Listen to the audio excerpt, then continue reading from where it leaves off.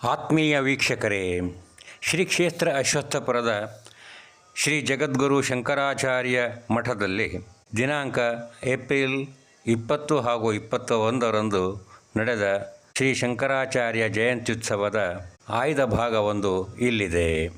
ಇದಕ್ಕೂ ಮೊದಲು ಈ ಜಯಂತ್ಯುತ್ಸವದ 2 ಕಂತುಗಳು ಪ್ರಸಾರವಾಗಿದ್ದು, ಇದು 3ನೆಯ ಕಂತು.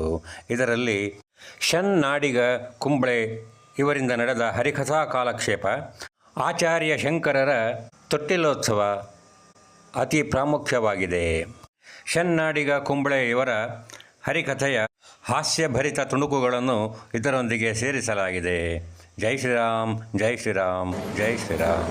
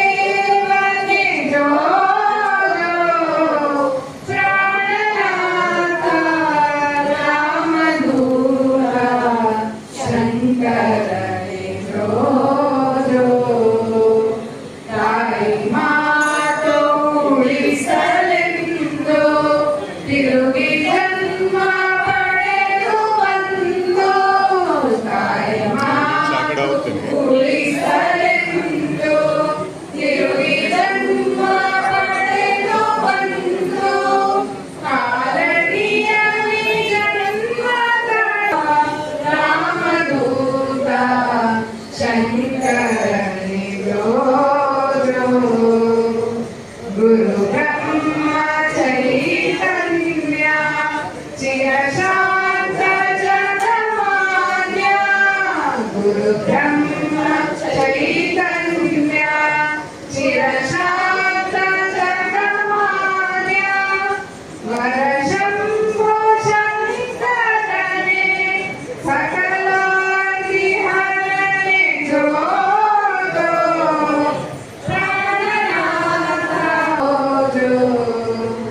ಶಿವನ ರೂಪ ಮಹಾದೇವ ಶಂಕರನೇ ಜೋ ಜೋ ಪ್ರಾಣನಾಥ ರಾಮದೂತ ಶಂಕರನೇ ಜೋ ಜೋ.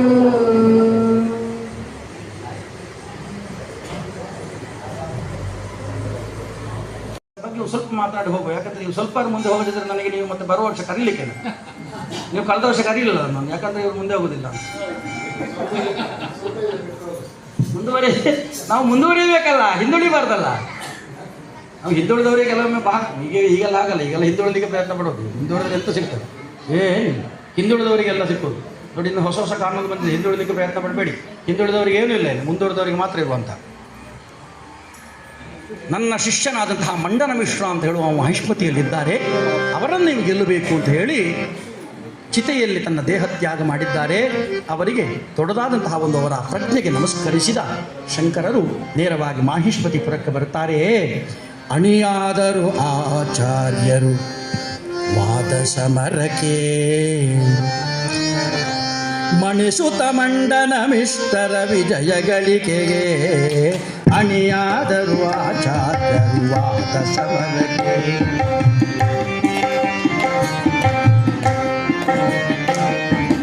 ಮಣಿಸುತ ಮಂಡನ ಮಿಷ್ಟರ ವಿಜಯಗಳಿಕೆಗೆ.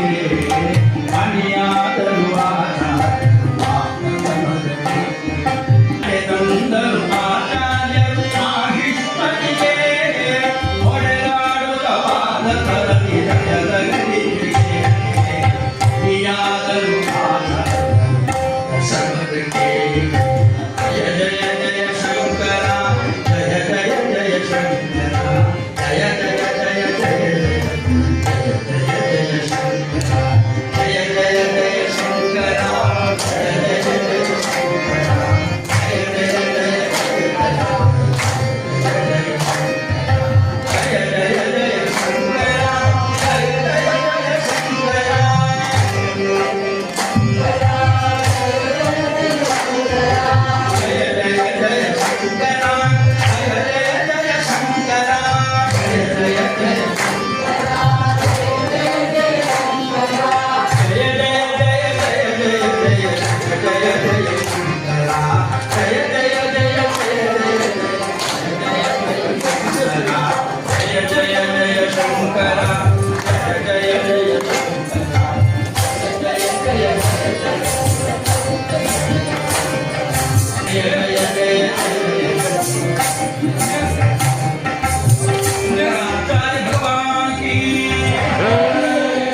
ಈ ಪ್ರಕಾರವಾಗಿ ವಾದಕ ಸಿದ್ಧರಾಗಿದ್ದಾರೆ.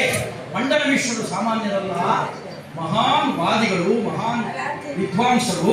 ಅವರ ಮಡದಿ ಉಭಯ ಭಾರತಿ, ಅವಳು ಕೂಡ ಮಹಾನ್ ಧರ್ಮಶಾಸ್ತ್ರಜ್ಞೆ, ಎಲ್ಲ ವಿಚಾರಗಳನ್ನು ತಿಳಿದವರು.